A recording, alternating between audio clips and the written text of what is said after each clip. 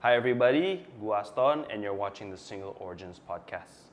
Tamu kita hari ini adalah sosok yang terlibat dalam sourcing kopi lokal. Dengan keluarga besar di Pulau Flores, dia terinspirasi untuk memaksimalkan potensi daerah tersebut, salah satunya dengan menggunakan berbagai kopi unggulan dari Flores. Lewat Tuang Coffee yang dia dirikan, dia bekerja sama dengan petani lokal untuk meningkatkan kualitas kopi Flores serta memberikan dampak positif dari sisi sosial dan lingkungan. There's more to tell, but let's welcome Andre Hambur to Single Origins Podcast. Thank you. Thank you for coming. I appreciate it. Welcome as the first coffee processor on the guest as a podcast. We're obviously very excited to listen to your story and bring you here as well. We have a few teman-teman mutual friends, especially also our wives. Jadi we have a little bit of a similar taste kali ya. Maybe not in, I don't know about coffee and maybe in women. Gitu. Yeah. So, man, if you don't mind. Kalau nggak keberatan, do you mind telling us a little bit about your career? Mungkin even can go even before coffee kali ya, because I think you have a very interesting background as well. Before coffee ya. Kalau gue bisa mulai ceritanya dari before coffee, mungkin gue dulu pernah kerja di law firm. Jadi gue lulusan sarjana hukum. Terus kemudian gue kerja di law firm itu jadi corporate lawyer dulu kurang lebih 3 tahun, 4 tahun. And a quite reputable law firm, if I'm not mistaken. Yeah. I think exactly. that's one of the top tier law firm in Indonesia. Tapi gue ngerasa kayaknya gue lebih seneng kerja untuk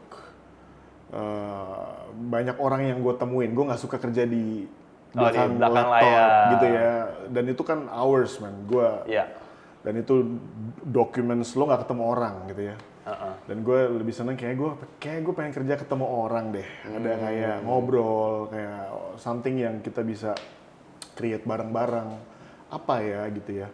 Akhirnya gue memang dari awal tuh dulu dari kecil tuh gue pengen jadi businessman bro. Oke, businessman tuh gimana sih?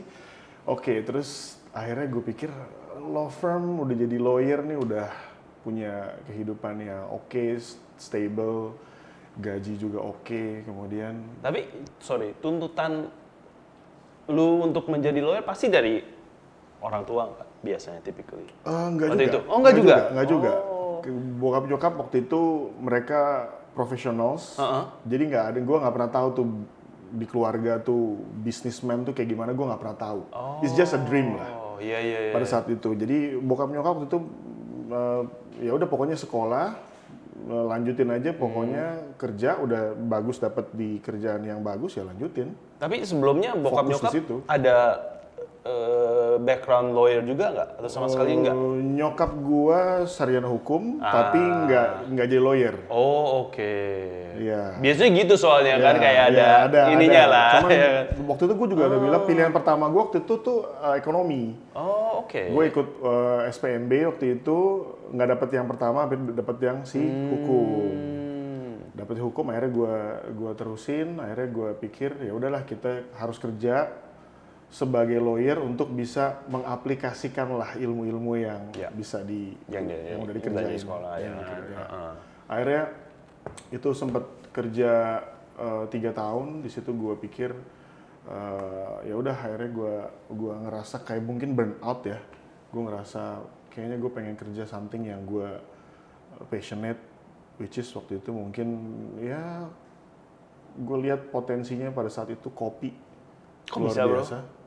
Karena kan 2013 tuh waktu itu ya. Tahun 2014 tuh gue udah mulai riset tuh ya. Banyak banget mungkin ya startup dulu atau macam-macam ya. Cuman gue mungkin ngerjain something yang gue pikir kayaknya deket dengan kampung halaman bokap. Waktu itu gue sering diajak pulang sama bokap tuh ke Ruteng, ke Flores. Dan selalu dibawain oleh-oleh tuh pulang tuh kopi bubuk. Dan itu ya kopi gosong gitu ya. Dan itu tuh selalu gitu. Tapi dan kopinya enak. Kopinya tuh tetap aja smooth, tetap aja walaupun gosong tuh kok tetap ada cita rasanya lah gitu ya. Akhirnya gue pikir kenapa ya kok dari kampung halaman kok nggak ada something yang gue mungkin bisa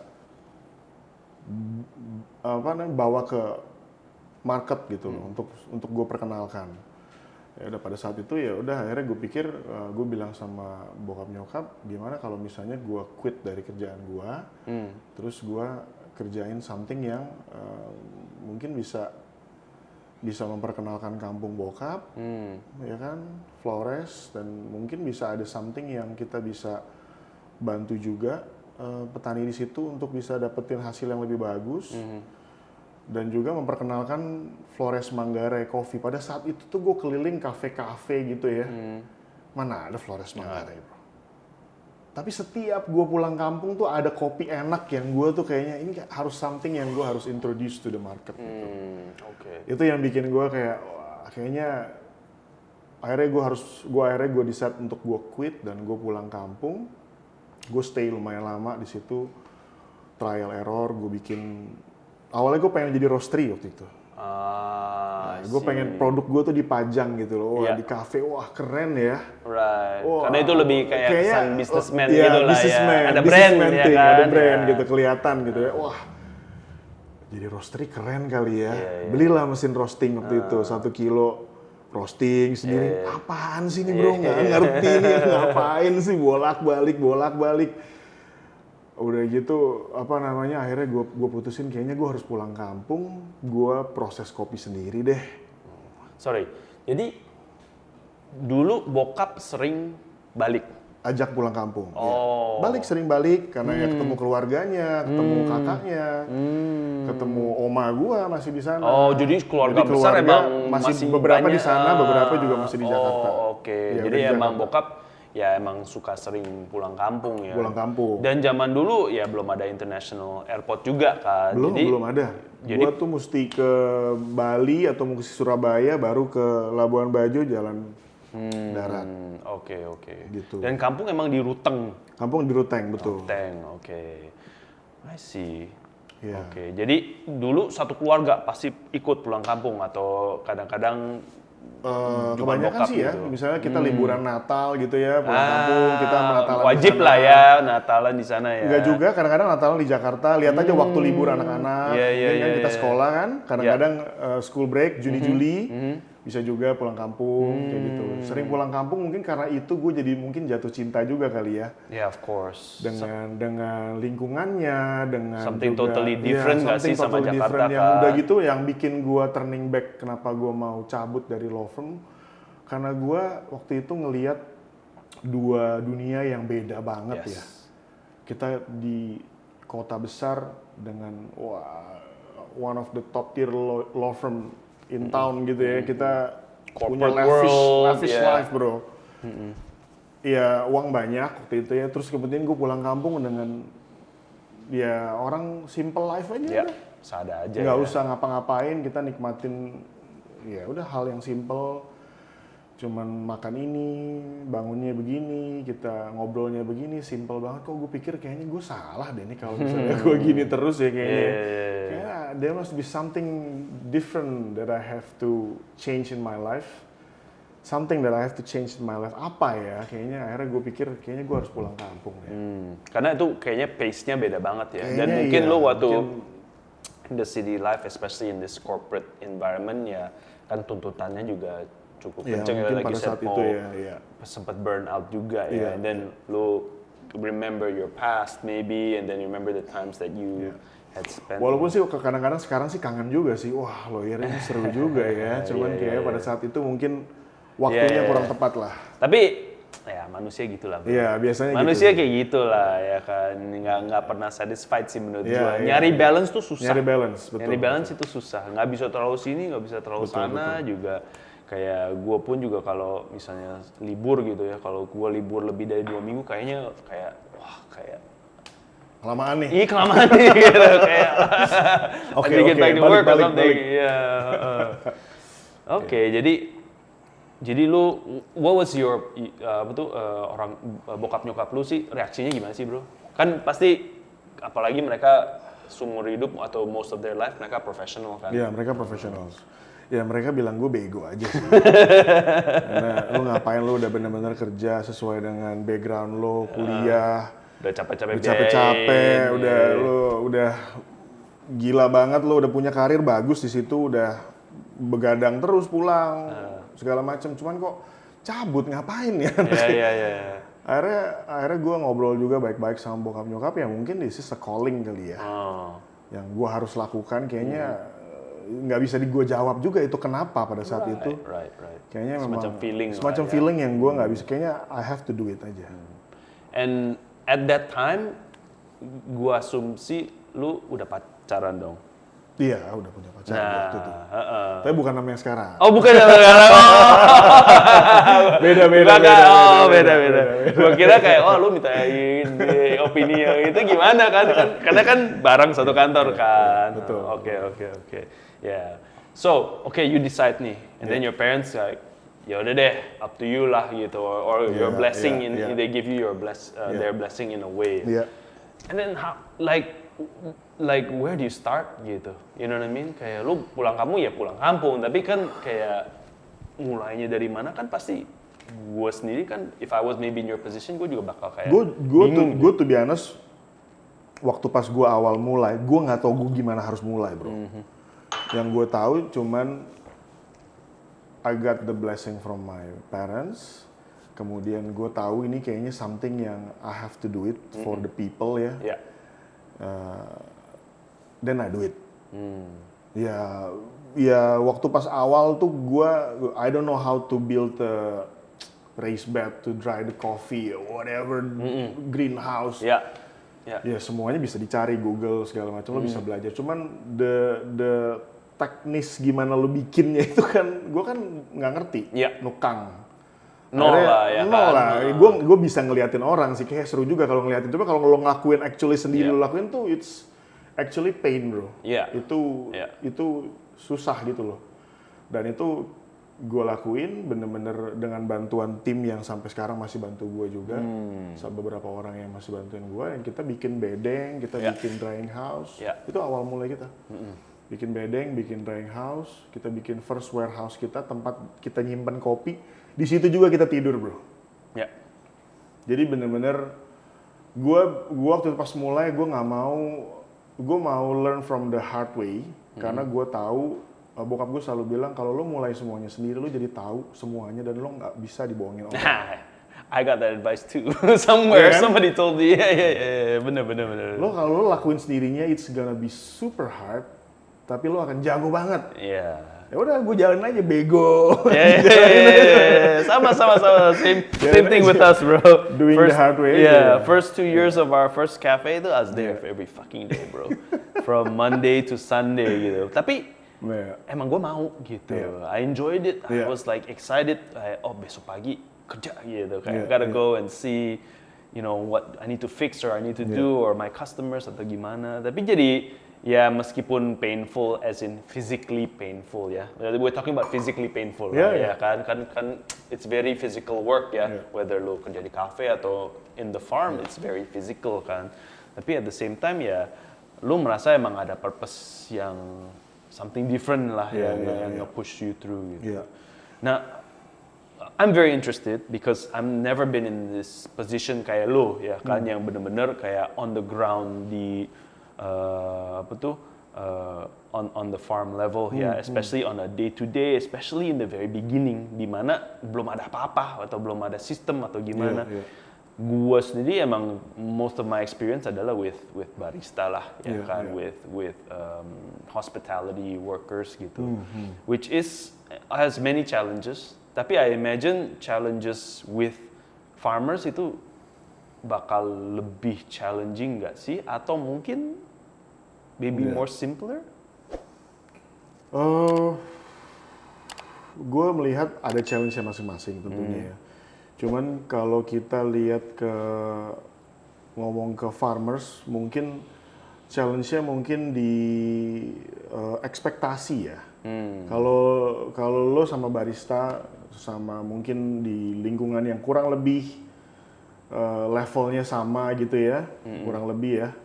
lo ada di kota, lo ngerti soal trends, lo ngerti soal ada apa, lo mungkin lebih gampang connect-nya kali ya. Alright. Kalau sama farmers ini dia ngerasa kayak ini siapa nih city boy, tiba-tiba datang, tiba-tiba minta ini minta itu, minta gue petik cerinya warna merah semua, terus dia bilang dia mau ngambilnya besok, nggak boleh hari ini, nggak boleh ngatur-ngatur siapa, dia udah.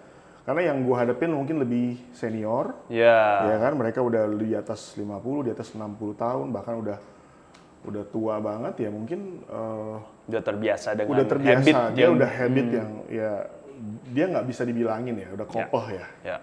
Nah itu yang mungkin challenge-nya salah satunya begitu. Dan kita juga ngomong sama orang-orang yang mungkin secara level edukasi juga mungkin ya lulusan SD, lulusan SMP, ya ada challenge-nya di situ. Tapi menurut gua in a way itu yang membuat gue justru belajar banyak dari mereka. Karena mereka nggak mau bahasa-bahasa yang terlalu complicated, bro. Mereka nggak mau yang something yang kita akan begini.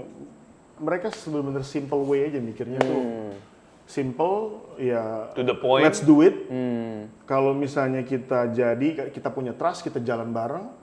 Kalau sometimes itu sparks-nya nggak nyambung, kita balik. Bisa gitu, bro. Kayak sampai segitunya kayak tiba-tiba kenapa dia nggak kirim lagi kopi ke kita ya? Nggak tahu, kemarin mungkin kita salah ngomong terus jadi dia sakit hati terus. Jadi ya benar-benar simple, walaupun the price is really good. Kalau kadang-kadang kopi kita happy banget sama dia, mungkin kita segitunya. Gue jadi itu yang membuat gue kayak dalam kita ngobrol juga sama orang, mesti kadang-kadang kita juga ya be yourself lah. Kadang-kadang orang lihat loh kita kayak gimana. Oh, lu otentik atau enggak nih? Lo gimana sih sebenarnya?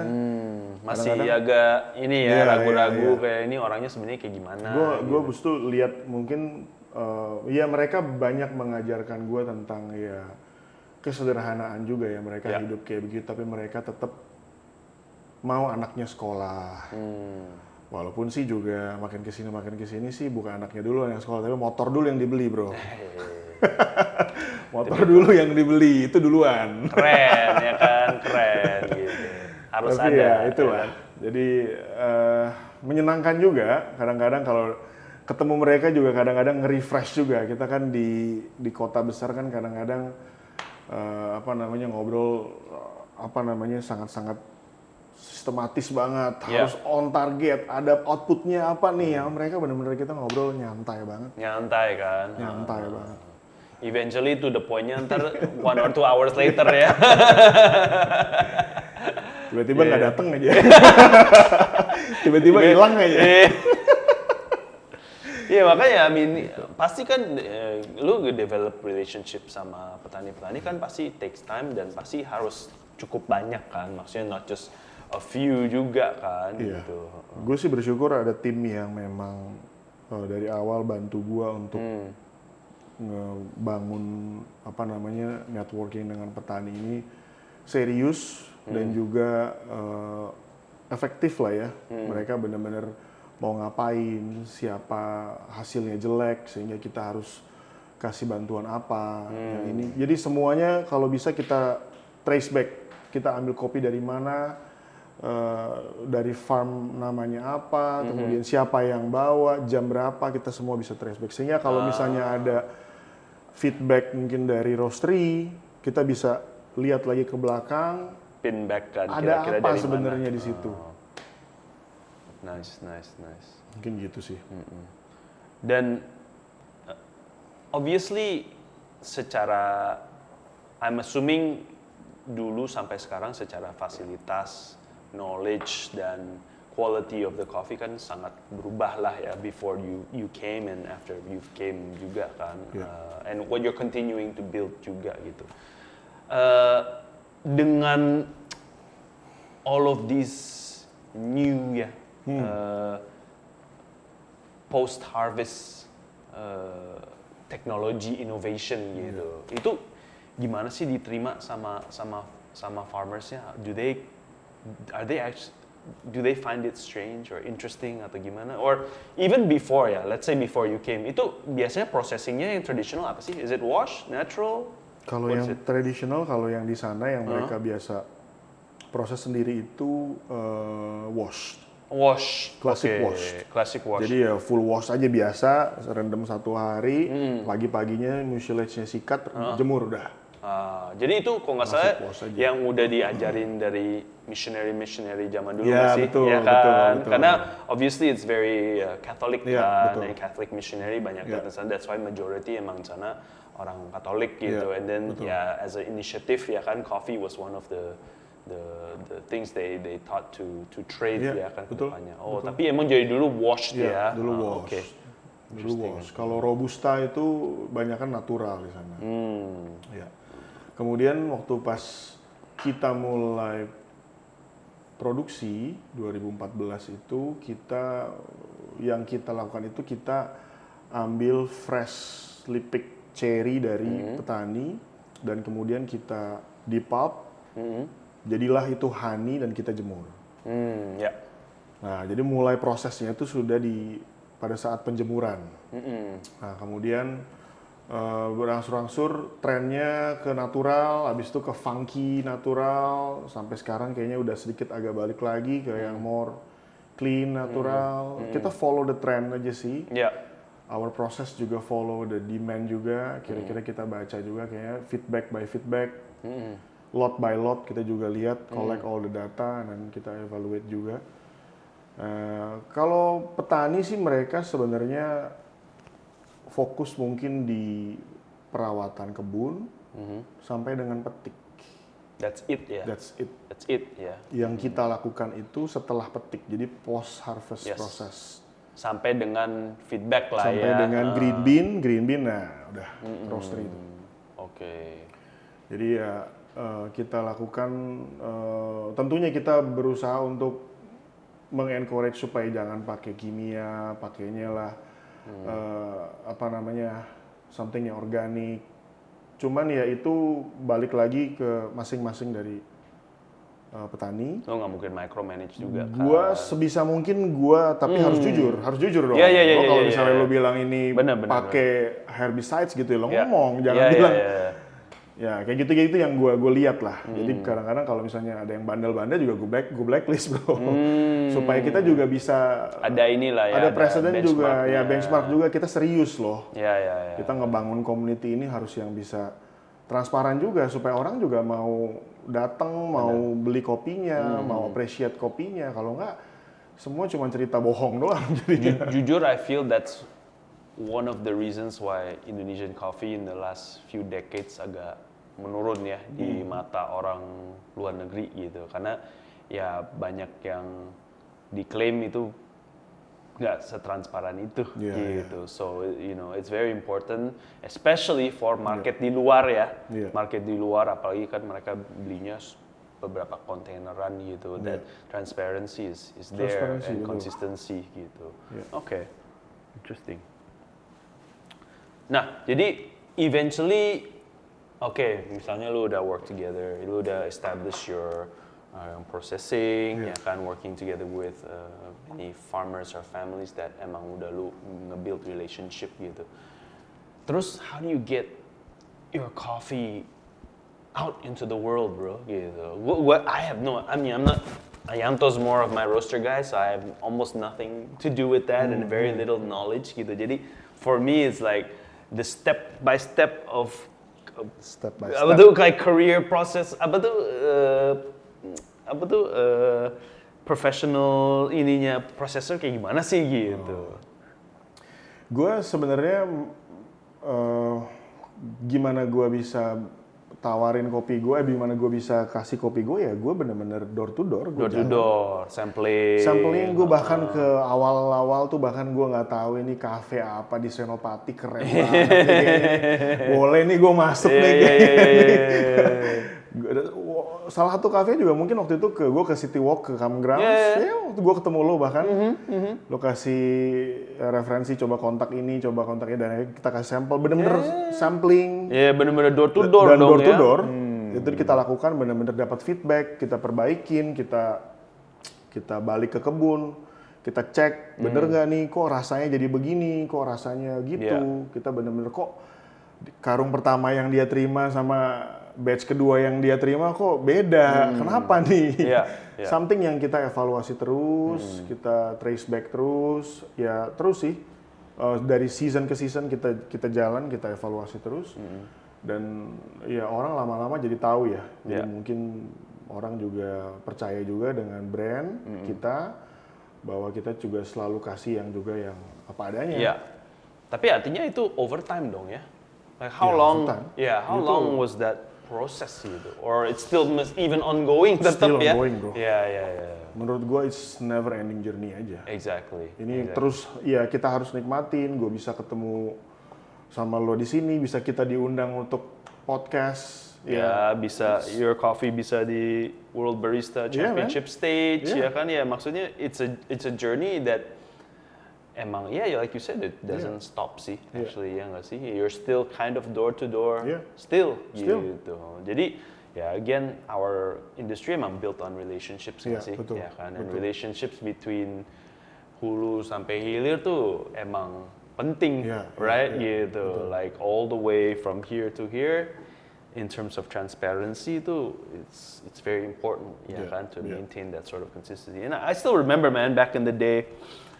When we first had Your Coffee, and I remember very clearly it was in City Walk juga. What year gue kagak inget jujur gitu ya kan. Maybe long time ago, maybe first time was 2016, 17. Yeah, I think so. And then I remember it was in our old packaging, terus kayak warnanya pink, terus dari roastery warna baru gitu. I was like, one of my baristas is like, I came in, one of my baristas is like, Pak cobain nih enak gitu. Like, oh apa tuh gitu? Iya dari Payanto gitu. Okay, look at like Flores Manggarai. I was like, oh shit, I didn't even know there was coffee dari sini gitu. Terus diseduhin terus kayak, wah anjir, it was so good gitu. I remember very clearly. This is the first time gue merasain kopi Indo yang distinct banget, ya, secara flavor, mouthfeel, aroma, compared to all the other Indos that I had, ya kan. Of course, ya masing-masing kan ada taste profile beda-beda. Selera. Bukan selera iya, tapi taste profile-nya Flores tuh menurut gue secara aromanya reminded me a lot about natural Ethiopian, tapi dengan mouthfeel-nya yang sangat bulat, sangat big body gitu. So I was like, oh dang, this is good. And I remember, I think we only at that time mungkin lotnya masih kecil ya, atau kita baru beli maybe a small lot. And I remember kita brought it to a Jakarta Culinary Festival, I think. I think it was that year too, or the 6 months down the road. Terus ya kita buka booth gitu, and then there was, I made sure that the Flores was there, and it was the first one to sell out within maybe a day or something, dude. Yeah. So I was like, nice. Yeah, I mean, I was like, hey man, it's the first time I felt, this Indonesian coffee is so different, so beda, you know what I mean, in terms of what we've usually had, in a very, very interesting, in a good way gitu. So, congratulations, man. Thank you. Congratulations. Yeah. And then also mention kan, jadi dari all of these, quote unquote success, might be very relative to everybody. Tapi with your efforts in growing the coffee, green coffee industry di Flores, what impacts have you seen di komunitas di sana gitu, or maybe that kalau lu emang sering ke sana, ini maybe lu nggak notice segitu banyak ya gitu, karena lu kan sangat involved banget gitu, tapi maybe reflecting back dulu sampai sekarang, what are the things that lu merasa changed gitu, or have you changed within the community there? Kalau mungkin talking about change, pastinya banyak ya yang berubah dari awal dulu kita mulai sampai dengan sekarang, pastinya banyak berubah. Mereka jadi mungkin banyak anak-anaknya yang mungkin lanjut sekolah ke jenjang yang lebih tinggi, ke universitas. Banyak tuh. Mereka, kita juga banyak bantu juga untuk kalau misalnya lagi ada registrasi untuk semesteran uang sekolah, mereka bisa minta duluan. Jadi kita nggak dalam posisi hanya jual beli pada saat masa panen, tapi before the season kita bisa kasih talangan ke mereka. Itu yang membuat mungkin kita bisa rely on each other juga ya. Yeah. Kita dengan farmers juga kita bisa saling support, karena kan harga juga naik turun lumayan nggak bisa ketebak lah. Yeah. Apalagi ditambah musim tiba-tiba ya seperti tahun 2025 ini tadi gue cerita drop 75%, itu kan efek sama harga banget. Tapi itu yang memang kita coba untuk bicara sama mereka bahwa we don't only talk about the price ya, kita coba untuk ngomongin jangka panjang. Walaupun ya nggak usah ngomong jangka panjang deh, yang hari ini dulu deh, kadang-kadang dia bilang gitu kan, lo jangan banyak cincong deh. Ini gimana nih, gue udah bawa 1 karung mau diapain, jadi harganya gimana. Jadi kadang-kadang itu yang kita ngobrol, ada apa, kadang-kadang bahkan nggak usah ngobrolin kopinya harganya gimana, keluarga lo gimana, anak lo yang kemarin jadi masuk SMA nggak.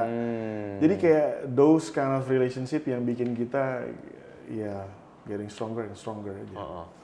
Kalau ya mereka tentunya jadi punya kualitas hidup yang tentunya lebih bagus ya. Mereka sadar akan pendidikan, rumah juga mereka mungkin tadinya cuman bambu doang, jadi mereka jadi ada dinding yang lebih proper lah.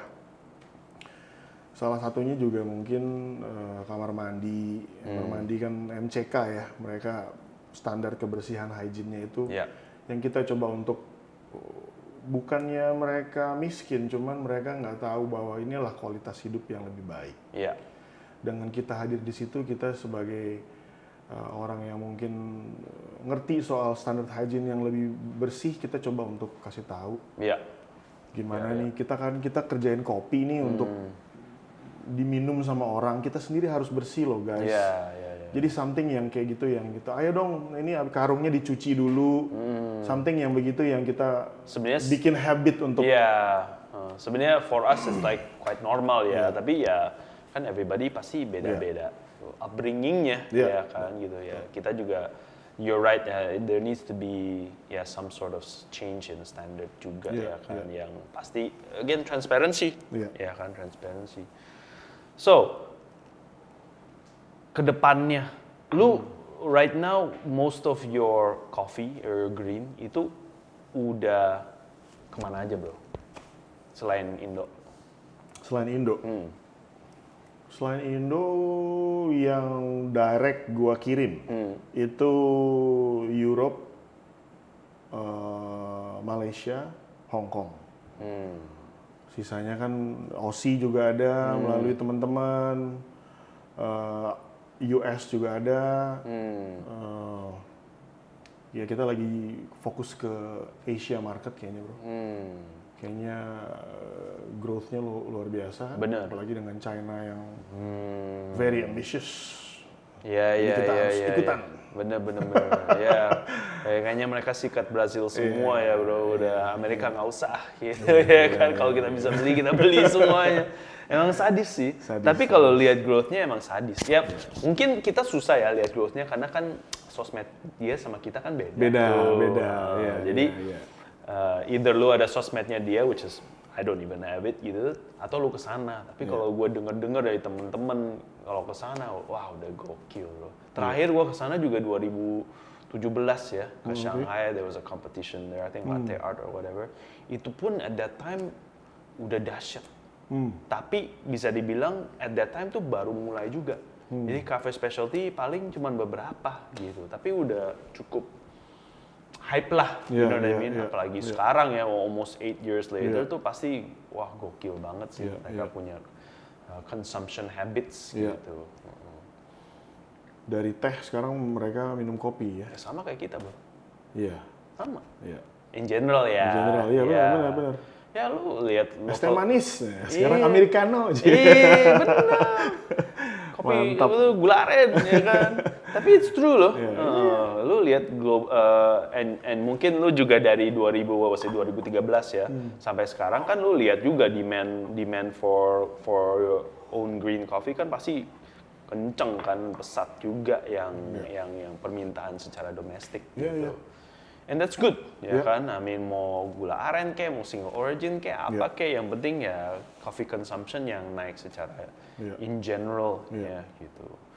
So, mungkin what are some of the memorable things for you? Kan lu bisa dibilang you started this venture as a personal thing, ya, more personal than it was more of a professional move kan, like some calling. It's like a spiritual, bro. Sebenarnya. Exactly. More into like spiritual. Okay. Okay, spiritual ya, not even personal ya. Nah dari sana apa sih yang lu? Were there certain moments in my career there were certain moments that lu merasa kayak you've somehow fulfilled parts of that calling gitu? Or masih belum kayak, oh you're not there yet at all? Mungkin gue bisa bilang the journey actually itu berubah-berubah. Karena mungkin pada fase pertama yang gue rasakan it's a calling nih, kayaknya gue harus balik ke Flores nih. Kemudian pada saat gue udah balik ke sana, terus kemudian apa? Kemudian kirim kopinya terus dapat respon dari pasar, oke, bagus. Kita bisa produksi, kita bisa make money, akhirnya volume, scale up, and then what's next gitu loh kan.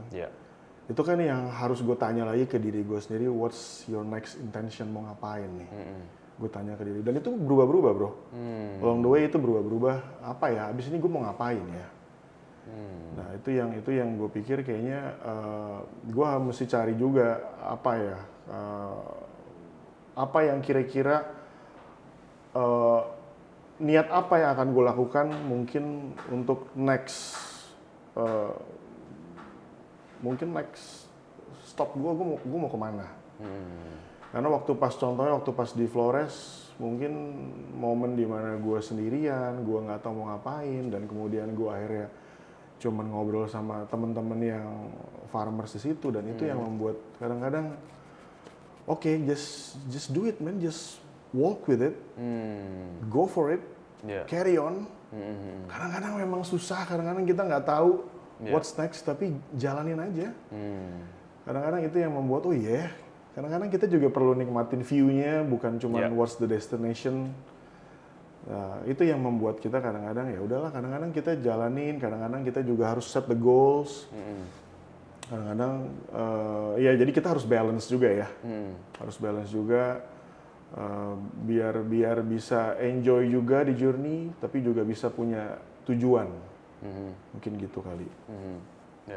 I mean, I think maybe on your side emang there's a lot of things yang lu nggak bisa kontrol juga nggak sih? Betul. Just like you said. Jemur di cuaca yang kayak gitu-gitu ya. Kayak mau nggak mau ya lu harus ikutin aja, do with the best that you have juga ya. Mungkin that's something that even gua, meskipun I can say in control of a lot of things, juga agak susah di accept juga kadang-kadang ya nggak sih gitu. Tapi dari situ emang gue jadi belajar gimana untuk bisa apa ya, mungkin people call it to surrender ya bro. Untuk ya udahlah kita ya, karena mungkin gue di sana juga deket juga dengan alam, dan kemudian kita jadi banyak berdoa, kemudian kita jadi mungkin jadi kayaknya 5 menit lagi hujan nyampe sini nih gitu. Udah mulai meramal. Temen gue sebelah bilang kayak enggak belok ya. Kita mulai kayak gitu bro. Jadi kayak something yang kayak kita komunikasi dengan di sekitar kita gitu. Itu yang membuat gue jadi interesting. That's why gue bilang it's more into like spiritual journey menurut gue. Kadang-kadang kita juga mesti aware juga ada apa. Kadang-kadang misalnya gini, kita set goal, kita harus gini tahun ini. Harus bikin gini. Tapi tiba-tiba the whole team cabut dari kantor misalnya. Reform lagi. Itu yang kadang-kadang kita mesti nggak bisa ngegas terus tabrak semuanya kan. Kita mesti balance out juga semuanya. Menurut gue sih itulah mungkin. Lu pernah nggak visit other origin in other countries? Other countries belum. Tapi locally gua Lisa Leo, Bali, pernah, Jawa Barat, belum. Mau ke Jawa Barat tapi belum sempat. Lisa Leo sih, itu yang gue lihat bagaimana mereka bisa rapi, very structured, very organized, kayak gitu sih. And then is it in I don't know, kan kalau di dunia barista tuh banyak tuh yang namanya sharing ya gitu, kayak resepi even roasters ada juga yang this is how I roast this coffee or things like that, you know what I mean? Karena bini gua yang di industri F&B juga, cuman kan dia pastry, ya kan. Dia tuh selalu merasa gua aneh dan komunitas gua aneh. Oke. Karena komunitas kita sering ngumpul, terus bagi-bagi resep gitu. Oke. Ya kan? Lu gimana sih, how did you do this ya kan? Kayak gini ya kan? Kayak dia bingung, kayak lu ngapain sih, kayak you spend so much time sama orang kopi lain, ngobrol sama mereka kan kompetitor lu gitu ya kan. Bener. Terus gue bilang, karena ya kita komunitasnya emang kayak gitu, seru sharing gitu. Hah? Maksud lu sharing? Ya kadang-kadang kalau ada yang nanya ini gitu, ya aku kasih tahu. Hah? Kayak resep gitu? Iya, gue kasih tahu. Hah? Ya kan dia makin kaget gitu, makanya dia makin aneh gitu. Mungkin ya dunia mereka sama mungkin beda dunia memang. Iya, kayak they don't share, bro. That's like giving away your password to your phone ya kan. But for us as barista that's quite normal gitu ya. Lu tanya Cacu aja yang nanya resepi winning dia punya juga mungkin 100 orang ada. Even di sosmed juga lu bisa ketemu kali ya. What is it like in the processor world? I don't know gitu. Menurut gue ya, outside of Panama, the producers of Panama, gue nggak lihat many other producers from different parts of the world kayak lumayan kompak lah gitu. Panama mungkin karena ya mereka juga udah ini ya lah, duitnya udah banyak ya kan they're different breed juga Nah kan orang yang udah ini ya kan. Jadi I don't know, like is it, gue pengen tahu dari dulu juga ada cutthroat-nya juga nggak sih, ada ininya juga, gesek-gesekan nggak sih gitu. Kalau gue sebenarnya resep atau segala macam sih gue terbuka aja ya. Karena yang gue tahu itu banyak sekali faktor yang di luar resep. Kayak gue jemur berapa lama, gue fermentasi berapa lama, terus gue diapain itu green bean-nya misalnya. Di luar dari itu tuh banyak banget step yang bisa ada, yang bahkan nggak gue kontrol, tapi alam yang kontrol. Bener. Ya microbes lah, ya mungkin kelembapannya berapa, moisture-nya gimana, itu kan nggak bisa kedetek. Dan itu menurut gue itu yang menurut gue kerennya ya. Kopi ini lo bahkan bisa share resep tapi tiba-tiba hasilnya belum tentu sama bisa, ya. Iya, kayak gitu. Itu yang menurut gue menarik sih. Kalau di sisi prosesor sih, gue sih terbuka dan kadang-kadang juga gue suka baca-baca siapa proses gimana. Pernah beberapa kali kita coba deh. Mungkin mirip atau mungkin bisa lebih enak. Tapi kok bahasa begini? Gue pernah cobain Mosto waktu itu. Kayak semua orang bikin Mosto. Wah, keren banget nih kayaknya nih. Kita bisa juga gue bikin Mosto ngaco. Oh ya. Ngaco, sour, aneh. Jadi mungkin beberapa kali kita coba akhirnya tetap fail, akhirnya kita bye dah. Jadi nggak selamanya mungkin itu kali ya resep yang dipakai di orang kita coba untuk ikutin, bisa hasilnya juga bisa sama atau bisa lebih enak, belum tentu. Iya. Banyak faktor-faktor lain kali ya. Interesting. Gitu. Lu pasti ya kayak gue aja ya, kalau misalnya banyak tuh customer datang kan feedbacknya juga banyak tuh macam-macam kan, kayak dari yang very nice and very not so nice lah gitu. Banyak tuh ceritanya pasti setiap hari ada deh gitu. Kalau dari sisi lu sebagai processor, coba dong cerita, ya nggak usah sebut nama-nama ya, tapi kayak interesting things yang lu pernah, comments yang lu pernah receive gitu. Or even like maybe tough feedback juga gitu.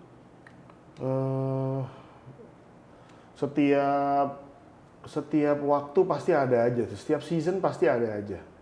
Misalnya tahun ini kita dibilang kopinya agak belang-belang. Maksudnya belang-belang? Nggak tahu, setelah mereka roasting belang-belang. Oh, lah itu kan mereka yang roast. Iya, itu okay. dia. Tapi kan itu kan mereka yang roasting. Iya. Tapi gue nggak bisa bilang kayak lo ngerostingnya gimana bro, kan gue nggak bisa ngomong gitu ya. Lo paling cuman oke, belang-belang. Katanya kopinya dibawa ke Milan sama barista champion, kok kopinya belang-belang gitu, anjir. Oke. Jadi kayak gitu-gitu yang ya kita juga harus bisa pinter juga sih nanggepinnya gimana ya. Oh itu udah pasti sih. Jangan ya. kadang-kadang suka anjir kok dia bisa ngomong gini ya. Itu sih banyak sih kalau dari paling parah dulu green bean di grind bro. Di grind. Terus baru dimasak gitu.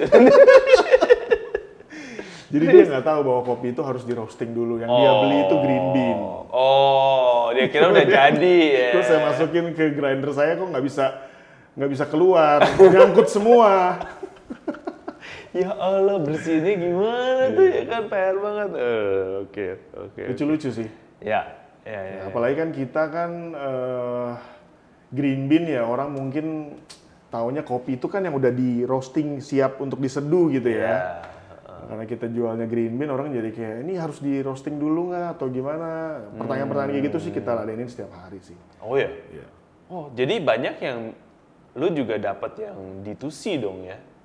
Direct to consumer juga. Direct to consumer ada, karena kita jual yang sekilo-sekilo bro. Oh, oke. Sekilo-sekilo. Iya, that makes sense ya kan. Ya yang suka roasting at home ya kan ada juga. Ya, I'm hearing more and more those things lagi becoming more popular. Cuman I'm like, wah, gue aja kalau seduh kopi setiap hari aja udah berapa lama, apalagi kalau gue harus roasting sendiri ya kan gitu. But ya ada lah yang suka hobi bener-bener hobi, mereka siapin waktunya me time. Me time. Kalau kita udah kayak gimana caranya keluar dari sini? Iya. me time gue di toilet bro, boker. Mereka mintanya mungkin bikin kopi, roasting. Iya. Ada juga ya.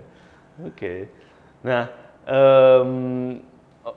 so is there any, now you've achieved some part of your dream, I'm assuming, ya kan? Lo, again, without putting a time frame gitu, ya kan? What would be your next sort of thing that lo pengen achieve gitu? Or another sort of, it doesn't have to be financial, doesn't have to be like size or whatever, gitu. It could be anything really, gitu. Where do you want, I feel like, let's say Flores is already now as a coffee region, in specialty di Indo udah cukup established lah menurut gua. Maksudnya orang udah tahu, ya kan. Orang udah pernah lihat, mungkin nggak everywhere as Toraja atau Aceh, tapi ada presence-nya gitu. Whether it's at our cafe, whether it's another cafe or another roaster or whatever tuh, it's out there gitu. And it's been out there lah, nggak cuma sekali terus hilang gitu ya kan. It's consistently out there gitu. So what's another thing that lu pengen achieve in, whatever's next, whenever it is gitu. Is there anything that lu udah ada bayangan? Kalau in terms of mungkin processing, kayaknya kita terus untuk explore terus ya. Banyak banget yang belum dieksplor tentang proses-proses baru, tentang mungkin hal-hal yang lebih terukur, yang lebih profesional gitu ya. Terus explore itu terus sih. Karena menurut gue dari situ kita bisa explore dan improve rasa juga. Kita bisa gali the true potential juga dari si karakternya Flores Manggara ini. Mungkin itu satu. Terus explore terus mungkin dari sisi gimana kita bisa nanti mungkin bisa lebih profesional lah tentunya di eksplorasi dari proses itu. Sama satu lagi mungkin di sisi farmnya kali ya, kita mungkin akan lebih banyak diskusi dengan petani nanti, akan lebih belajar soal farm kali ya. Kalau sekarang mungkin kita lebih ke post harvest, mungkin next mungkin lebih ke pre harvest. Karena itu juga menurut gue salah satu faktor yang membawa rasa kopi itu menjadi output yang sedemikian rupa ini kan. Of course. Karena itu juga sumbernya. First step-nya lah ya sebenarnya. That's the first step. Lu kan second step ya kan. Roasters, third step, barista, fourth step gitu. Ngomong-ngomong barista, lu pernah nggak sih diseduhin kopi lu dari sama siapa terus kayak this doesn't taste like what it's supposed to taste? Pernah nggak ya? Sering sih bro.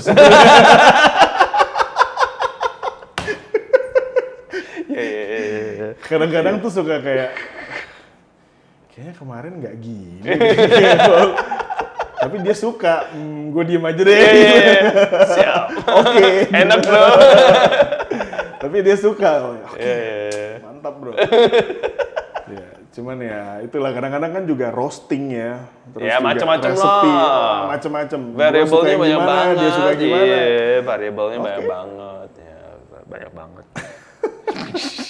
I mean, you know, it happens, right? It happens. A lot of baristas are, they're, really confident about their skill set, ya kan, which is good, gitu.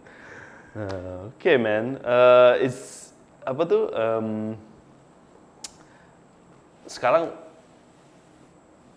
I want to ask you an interesting question yang gue sempat discuss juga sama there's a dude that I was zooming with.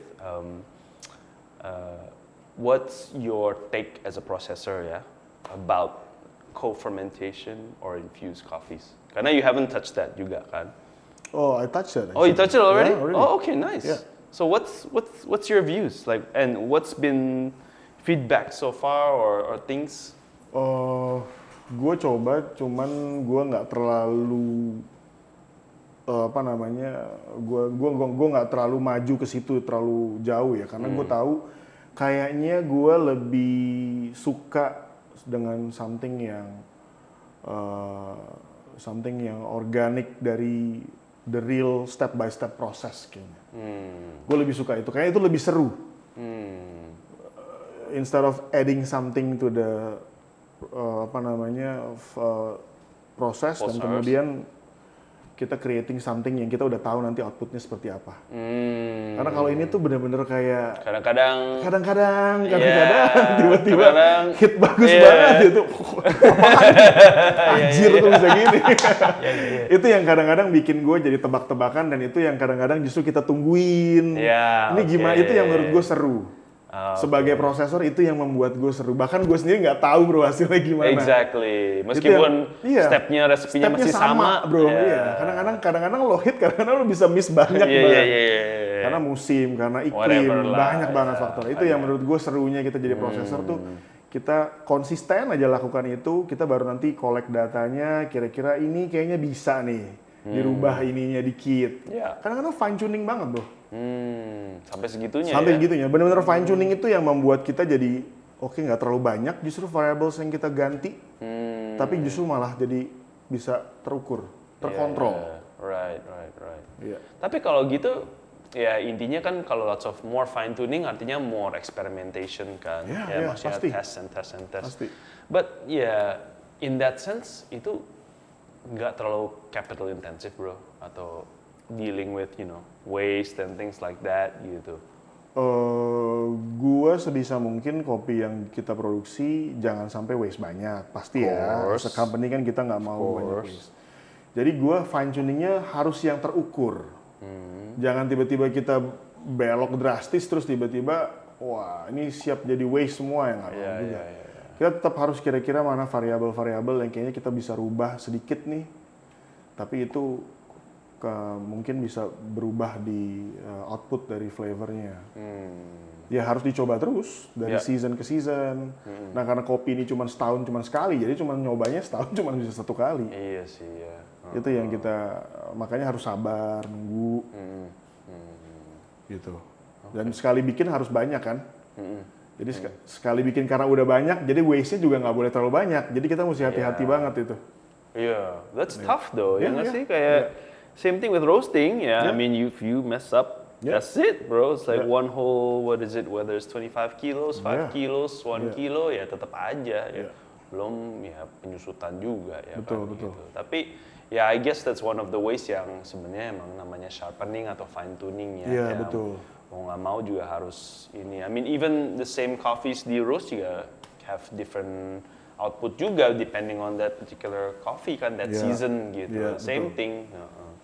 Cuman, I mean, at least in gua punya shoes ya, di mana cafe gua juga bukan cuma 1 atau 2 nih sekarang gitu. I have quite a bit ya.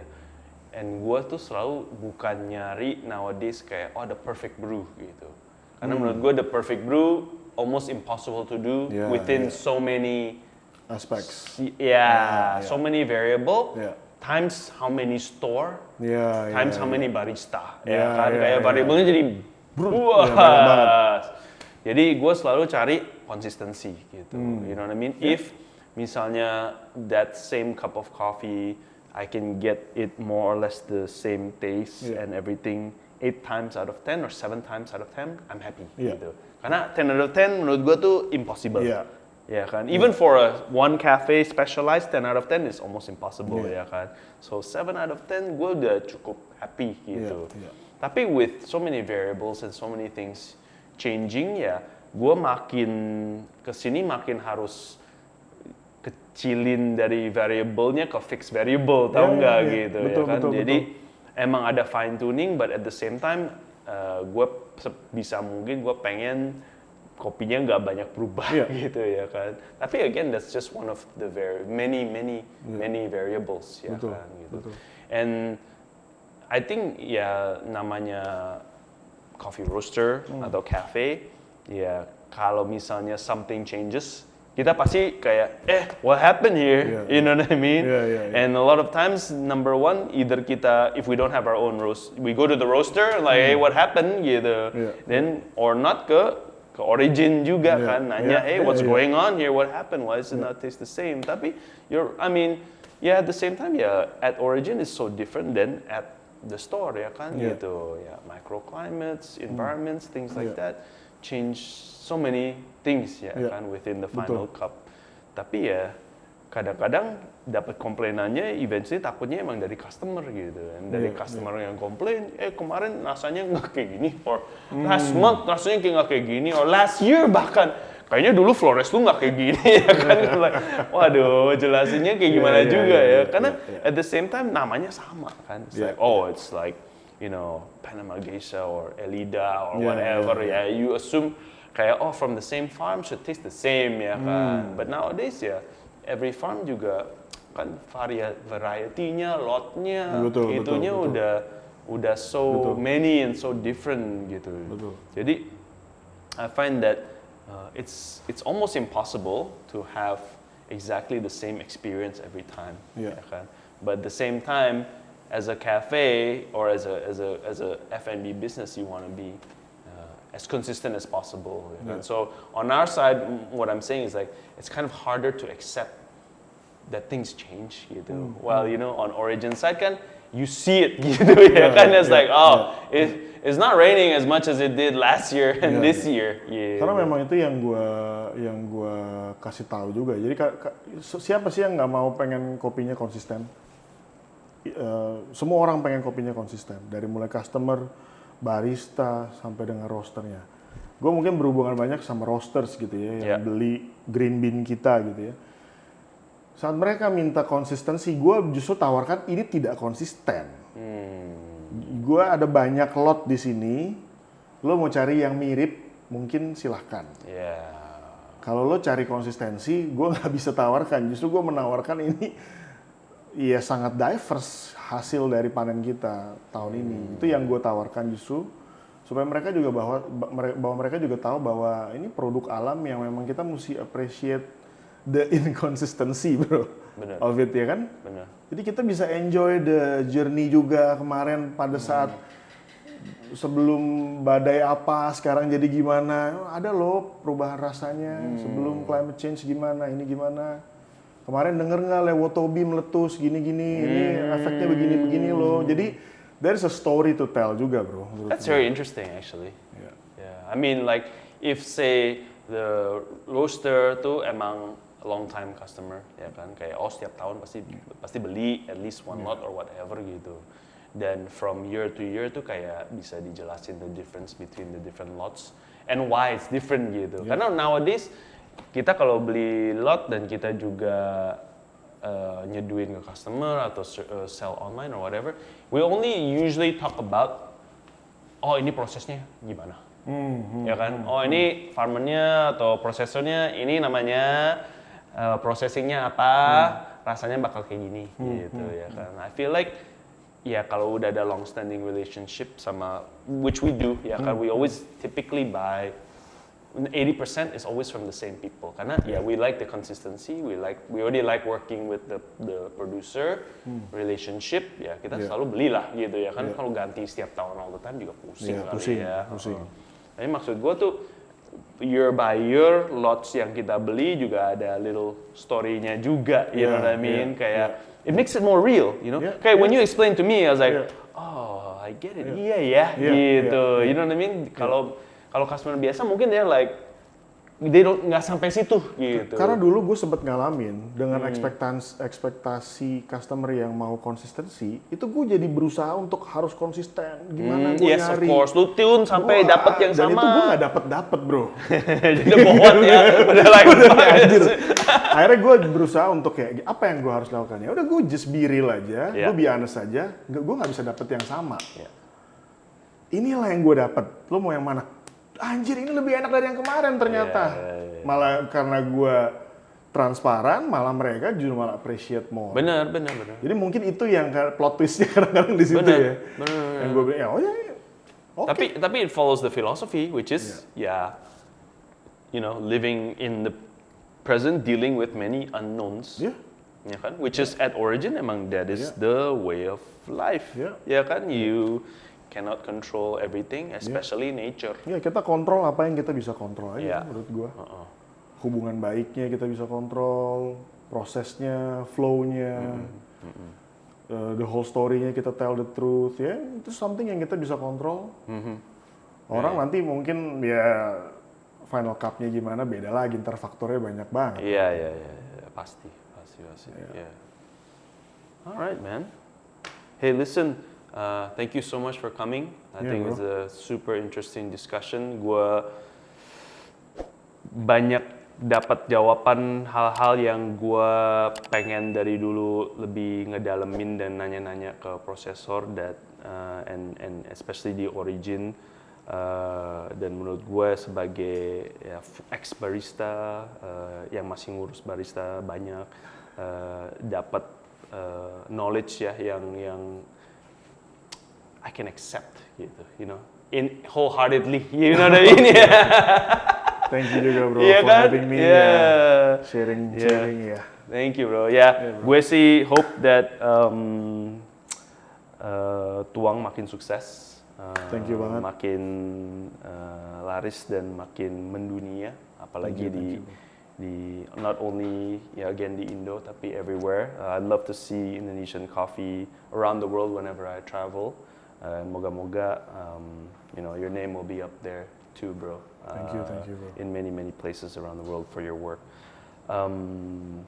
Thank you so much, guys. Udah enjoy this podcast episode, and hopefully we see you in the next one. Thank you, Andre. Thank you, Pak.